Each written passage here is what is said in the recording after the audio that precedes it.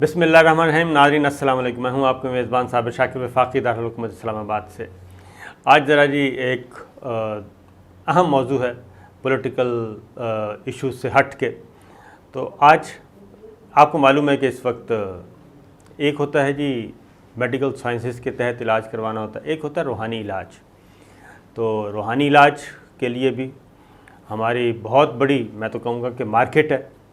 और इस सेंस में कि जिसका दिल करता है वो रूहानी इलाज शुरू कर देता है। कोई तावीज़ दे रहा है, कोई धागे दे रहा है, तावीज़ धागा भी हो रहा है, जाली पीर भी आ चुके हैं, बेशुमार पकड़े भी जाते हैं। तो दूसरा ये मालूम करना है कि मेडिकल साइंसेस के होते हुए रूहानी इलाज कैसे होता है। तो एक और चीज़ भी कि रूहानी इलाज के असरात भी होते हैं या नहीं होते। तो इन मौज़ूआत पे आज बात करते हैं। हमारे साथ मौजूद हैं आरिफ महमूद सल्फ़ी साहब। उनके पास आए क्योंकि मुझे ये एक्सपीरियंस है और वैसे भी लोगों से भी पहले मैंने पूछा जो इनके पास आते हैं कि इनका तरीक़ा इलाज क्या है।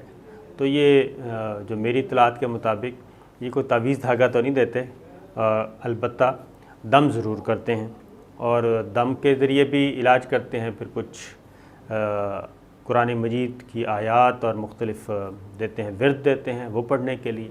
तो हम इनसे मालूम करते हैं। सबसे पहले तो यही मालूम करेंगे कि ये रूहानी इलाज है क्या। तो हाफ़िज़ साहब अस्सलाम वालेकुम। वालेकुम अस्सलाम। तो सबसे पहले तो ये बताएं कि ये जी रूहानी इलाज है क्या, क्योंकि एक तरफ मेडिकल साइंसेज हैं, दूसरी तरफ रूहानी इलाज है। नहमदुहु व नसल्ली अला रसूलिहिल करीम, अम्मा बाद। औज़ु बिल्लाहि मिनश शैतानिर रजीम, बिस्मिल्लाहिर रहमानिर रहीम। पहली बात तो बहुत शुक्रिया कि आप अपना कीमती वक्त में से वक्त निकाल कर यहाँ तशरीफ़ लेकर आए हैं।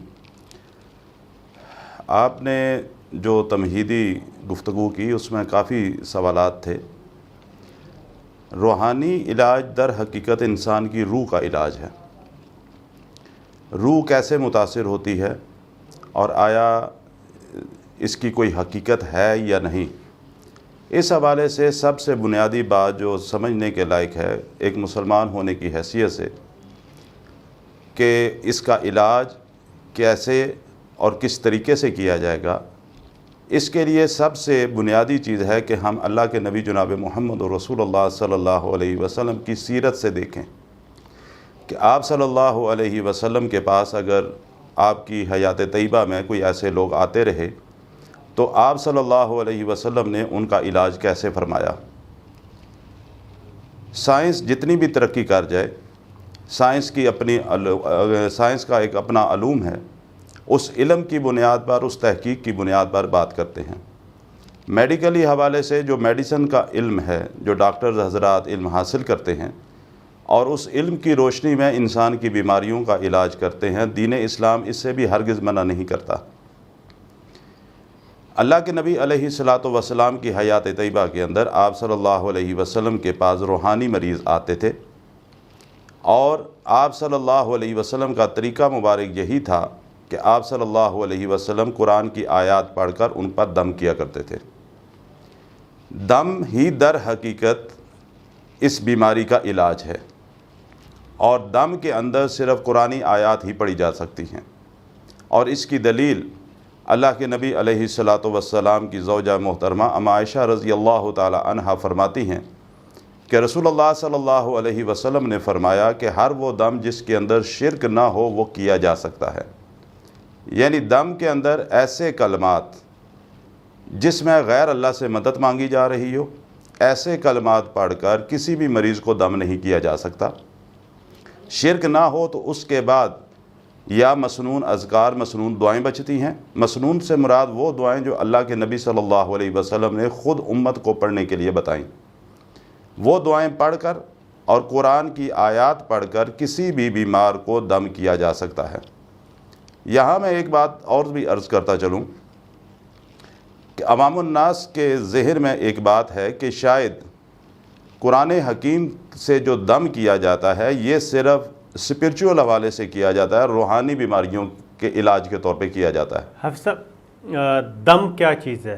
दम जब आपने कहा कि उसमें शिरक नहीं होना चाहिए, तो दम एक्चुअल है क्या? क्या ये दुआया कलमात हैं? क्या इसकी ज़रा वजाहत करें कि دم سے مراد یہ ہے کہ آپ قرآن مجید کی کچھ ایسی آیات پڑھتے ہیں جس میں آپ اللہ تعالیٰ سے مدد مانگ رہے ہوتے ہیں اور اللہ تعالیٰ سے کہہ رہے ہوتے ہیں کہ یہ مریض ہے اور اس کو اللہ تعالیٰ اپنے اذن سے شفا عطا فرمائے. آپ یہ کہہ رہے ہوتے ہیں. دم کا اگر میننگ ہم دیکھیں تو دم کا اگر معنی دیکھا جائے گا تو وہ ہے دعا، کہ آپ کسی مریض کے لیے اللہ سبحانہ و تعالیٰ سے دعا کرتے ہیں کہ اللہ تعالیٰ اس کو اس تکلیف سے نجات عطا فرمائے، اس بیماری میں سے شفا عطا فرمائے. دم بیسیکلی دعا ہے کہ آپ کے پاس ایک مریض آیا اور اس کے لیے آپ اللہ سے دعا کرتے ہیں، اور وہ دعائیں بھی آپ اپنی زبان میں اگر مانگتے ہیں تو وہ بھی مانگی جا سکتی ہیں، لیکن در حقیقت وہ انہی دعاؤں کا سہارا لینا چاہیے جو اللہ کے رسول صلی اللہ علیہ وسلم نے سکھائیں. آپ نے کہا معوذتین، معوذتین مین سورہ فلق اور سورہ ناس. تو سورہ فلق اور سورہ ناس کا بھی ذرا لوگوں کو بتائیں کہ اس کا ترجمہ کیا ہے، اور پھر وہی بات کہ اللہ تعالیٰ سے ہی ہم مانگ رہے ہوتے ہیں کہ فلاں فلاں شر سے، شیطان کے شر سے، حاسدین سے، جادو ٹونا کرن والوں سے ہمیں کیسے نجات دیں. ذرا سورہ معوذتین کی بھی تھوڑی سی تفصیل بتا دیں. سورہ فلق اور ناس جو ہیں قرآن حکیم کی آخری 2 صورتیں ہیں. اللہ کے نبی علیہ الصلاۃ والسلام ان سورہ مبارکہ کے نازل ہونے سے پہلے دوسری دعائیں احادیث کے اندر موجود ہیں. وہ دعائیں پڑھنے کے بعد آپ صلی اللہ علیہ وسلم دوسروں کو دم کیا کرتے تھے. لیکن جب سورۃ فلق اور سورہ ناس نازل ہو گئی تو اللہ کے نبی فرماتے ہیں صلی اللہ علیہ وسلم کہ میں ان دونوں سے بہتر دم نہیں سمجھتا کہ کوئی اور صورتیں پڑھ کے یا دعائیں پڑھ کے میں دم کروں. میں ان کو انتہائی بہترین سمجھتا ہوں. سورہ فلق اور سورہ ناس یہ 2 ایسی سورہ مبارکہ ہیں کہ اگر کسی انسان پر حاسدین اپنے حسد کو پورا کرنے کے لیے ان پر جادو کرتے ہیں تو جادو کے توڑ کے لیے بھی یہی دونوں سورہ مبارکہ ہیں. اگر کسی پر نظر لگ جاتی ہے تو نظر کا سب سے آسان اور سب سے بہترین طریقہ یہی ہے کہ معوذتین پڑھ کر اس منظر کو، یعنی جس کو نظر لگی ہے، اس کو دم کیا جائے، اور اللہ کے فضل سے اس تکلیف کو، اس بیماری کو اللہ انشاءاللہ شفا عطا فرما دیتے ہیں. معوذتین در حقیقت حاسدین کے حسد سے بچنے کا ایک بہت ہی بہترین ذریعہ ہے.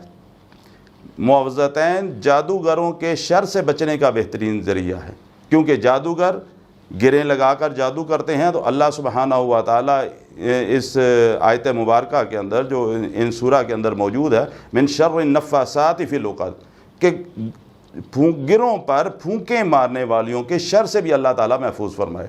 تو اصل میں بنیادی طور پر یہ 2 صورتیں ایسی ہیں کہ جو تقریباً ہر بیماری کے طور پر، چاہے وہ نظر والی ہو، چاہے جادو ہو، چاہے جن کا مسئلہ ہو، تو یہ صورتیں پڑھ کر اگر اس بیمار کو دم کیا جائے تو اللہ تعالیٰ اس میں سے شفا عطا فرماتے ہیں. تو آپ یہ بتائیں کہ شیطان جو ہے یا شیاطین، وہ خواہ جن ہیں یا انس ہیں دونوں، یہ کس طریقے سے اثر انداز ہو سکتے ہیں اور کسی کو مصیبت میں مبتلا کر سکتے ہیں، اور کس حد تک ان کے پاس اختیار ہے؟ انسانوں کے اندر بھی جو اللہ کا انتہائی باغی اور نافرمان ہو، اللہ کے حکموں کے خلاف زندگی بسر کرنے والا ہو، اس کو ہم عام الفاظ کے اندر کہتے ہیں کہ فلاں بندہ بڑا شیطان ہے. اسی طرح جنوں کے اندر جو اللہ کی مخلوق ہے، اس کے اندر بھی جو اللہ کے باغی اور نافرمان ہیں وہ شیاطین کہلاتے ہیں. اس کے علاوہ ایک شیطان جو ہمارے ساتھ اللہ تعالیٰ نے ہمارے پیدا ہونے پر ہمارے ساتھ چھوڑا، وہ ہمارے پیدا ہونے سے لے کر ہمارے مرنے تک ہمارے ساتھ رہتا ہے.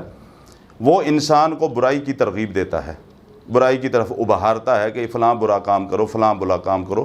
جو انسان اللہ کی حفاظت کے اندر ہوتا ہے، اللہ تعالیٰ اس کو اپنی پناہ میں رکھتے ہیں، وہ اس کے بہکاوے میں نہیں آتا. شیطان، آپ کا سوال تھا کہ شیطان کہاں تک اثر انداز ہوتا ہے. شیطان اس حد تک اثر انداز ہوتا ہے کہ اللہ کے نبی فرماتے ہیں صلی اللہ علیہ وسلم، یہ انسان کے جسم کے اندر خون کی رگوں کے اندر دوڑتا ہے، اور یہ انسان کے دلوں میں وسوسے ڈالنے کی طاقت رکھتا ہے. یہ اتنی طاقت اللہ تعالیٰ نے اس کو عطا کی ہے. جب انسانوں کے شیاطین، انسان کا شیطان، یعنی یا انسانوں میں سے جو شیاطین خصلت والے لوگ ہیں وہ، اور جنوں کے اندر سے جو شیاطین ہیں جب یہ مل جاتے ہیں، مل کر کسی انسان کو نقصان پہنچانے کی کوشش کرتے ہیں، اس کو ہم جادو کہتے ہیں۔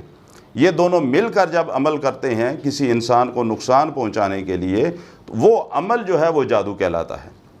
اور جادو جس مقصد کے لیے انسان پر کیا جاتا ہے، اگر اس انسان پر وہ جادو اثر انداز ہو جائے تو جو مقصد ہوگا اس جادو کے کرنے کا وہ بہر حال پورا ہوتا ہے، اگر انسان اپنا علاج نہیں کرواتا، وہ جس نوعیت کا ایسے ہوگا۔ جب یہ جادو کرتا ہے یا اس طرح کے کام ہوتے ہیں تو ان جادوگروں سے بچنے کا عام انسان کو بتائیں طریقہ، کہ کیا جب اس کے خیال میں جو وسوسے آتے ہیں تو ان وسوسوں کو وہ اڈاپٹ ہی نہ کرے، ان کو قبول ہی نہ کرے، اور جیسے کہ وسوسہ آئے اس کو جھٹک دے اور شارٹ ٹرم میں وہ فوراً نماز پڑھ لے، دعا کر لے۔ اور یہ بتائیں کہ وہ وسوسوں سے کیسے بچا جا سکتا ہے؟ دیکھیں بات یہ ہے کہ یہاں آپ نے ایک مثال دی کہ جب کوئی وسوسہ آئے تو فوری طور پہ اٹھ کے نماز ادا کر لے۔ بہت اچھی بات ہے کہ نماز پڑھے گا تو انشاءاللہ اس کیفیت کے اندر فرق ضرور پڑے گا، لیکن بعض اوقات ایسی صورتحال سے انسان درپیش ہو جاتا ہے کہ نماز کی حالت کے اندر بھی وسوسات آنا شروع ہو جاتے ہیں۔ شیطان کے وسوسات سے بچنے کا سب سے بہتر طریقہ کہ اللہ سے انسان پناہ طلب کرے کہ اللہ تو مجھے اپنی حفاظت میں لے لے اور اس مردود سے مجھے بچا، اور وہ طریقہ ہے اعوذ باللہ من الشیطان الرجیم۔